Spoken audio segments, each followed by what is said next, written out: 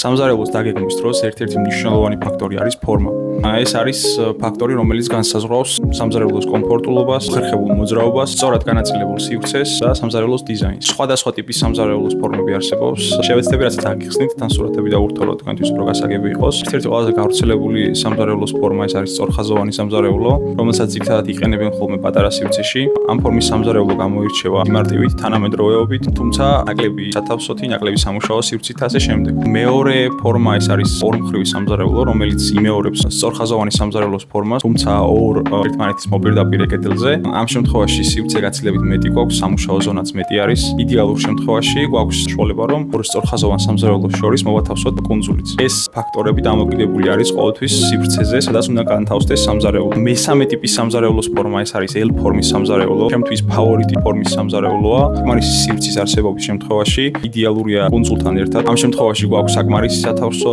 გვაქვს საკმარისი სამუშაო სივრცე, იდეალური კომუნიკაცია ტექნიკასთან და ასე შემდეგ. კუნძულს რაც შეეხება, კუნძულის დანიშნულებები განსხვავდება ხოლმე. შემთხვევაში კუნძულს იყენებენ აგიდის ფუნქციით, თუმცა არის შემთხვევები, როდესაც კუნძულს ვიყენებთ იჯარისთვის, გაზისთვის და ასე შემდეგ. ჩემი აზრით, ყველაზე კომფორტული არის, როდესაც კუნძულს აქვს დამატებითი სამუშაო სივრცის ფუნქცია. მეოთხე ტიპის სამზარეულო ეს არის U ფორმის სამზარეულო, გაცილებით დიდ სივრცეს მოითხოვს.